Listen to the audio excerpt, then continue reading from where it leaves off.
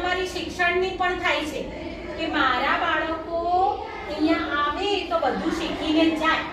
તો સૌથી પહેલા તો મારે આ બાજુના ભાગના જે બાળકો છે ને એમના જોડેથી એક વચન લેવાનું છે. શું વચન લેવાનું છે